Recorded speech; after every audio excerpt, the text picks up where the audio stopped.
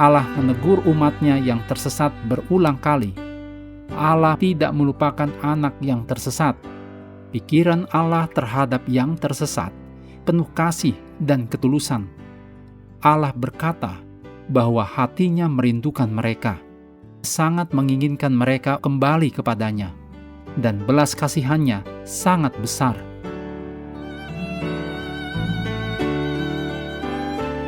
Sahabat dan saudaraku, mari menggunakan waktu mempelajari firman Tuhan hari ini. Hari Rabu tanggal 17 Juni, judulnya Anak yang Tersesat. Kita mulai dengan doa singkat yang didasarkan dari Yesaya 40 ayat 29. Dia memberi kekuatan kepada yang lelah dan menambah semangat kepada yang tiada berdaya. Amin.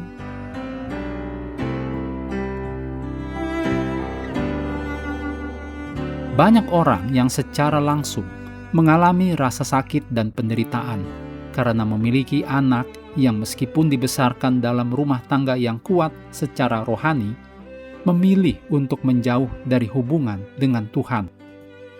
Efraim, bangsa pilihan Allah, menyimpang dari Allah. Hosea 4 ayat 17 dan Hosea pasal 7 jelas mencatat mengenai dosa-dosa Efraim. Lebih dari itu, kita membaca bahwa Rahel, nenek Efraim, secara metaforis menangis karena Efraim telah menjauh dari hubungan dengan Allah. Ditulis dalam Yeremia 31 ayat 15. Allah menjawab kesedihan ini dalam Yeremia 31 ayat 16-17. Dikatakan, "Cegahlah suaramu dari menangis dan matamu dari mencucurkan air mata, sebab untuk jeripayahmu ada ganjaran." Demikianlah firman Tuhan. Mereka akan kembali dari negeri musuh. Masih ada harapan untuk hari depanmu. Demikianlah firman Tuhan. Anak-anak akan kembali ke daerah mereka. Alih-alih menangisi anak yang sesat, Rahel diminta untuk memiliki pengharapan yang ditulis dalam Yeremia 31 ayat 18 dan 19. Melalui kisah-kisah ini, kita belajar bahwa selalu ada harapan, seperti untuk Efraim dan Gomer. Karena Allah tidak pernah menyerah. Meskipun Allah menegur umat-Nya yang tersesat berulang kali, belas kasihan-Nya tidak pernah gagal. Dan pesan Allah dalam pasal ini terus berlanjut, yang ditulis dalam Yeremia 31 ayat 20. Kita mungkin merasa sangat terluka, frustasi, dan putus asa. Bahkan mungkin berbicara negatif tentang orang-orang terdekat kita yang telah menjauh dari hubungan dengan Allah. Namun, Allah mengingatkan kita bahwa Ia tidak melupakan anak yang tersesat, sama sekali tidak. Pikiran Allah terhadap yang tersesat tidak hanya sesaat, melainkan penuh kasih dan ketulusan. Bahkan, Allah berkata bahwa hati-Nya merindukan mereka. Ia sangat menginginkan mereka untuk kembali kepadanya, dan belas kasihan-Nya sangat besar. Tanggapan Allah terhadap kesedihan Rahel atas kesesatan Efraim ini cukup menantang.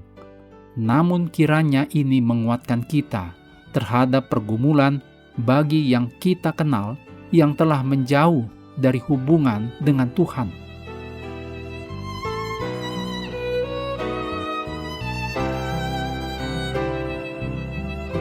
Berikut ini kutipan Roh Nubuat disadur dari Christ Triumphant, halaman 52.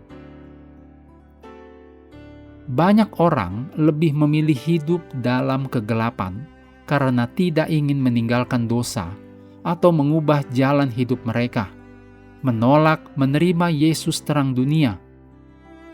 Mereka mungkin menjalankan bentuk-bentuk agama, tetapi hati mereka belum sepenuhnya diserahkan kepada Tuhan.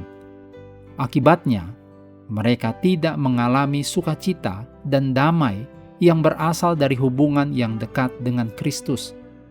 Sebaliknya, hati mereka dipenuhi rasa bersalah, ketidakjujuran, prasangka, dan berbagai hal yang menjauhkan mereka dari Tuhan.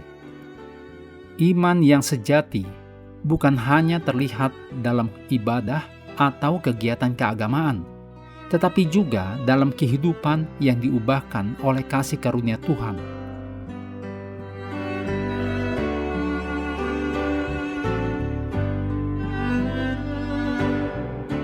Menutup pelajaran hari ini, segala pujian kita naikkan hanya kepada Tuhan yang telah memberikan Roh Kudus untuk menyertai dan mengajari kita firman kebenaran.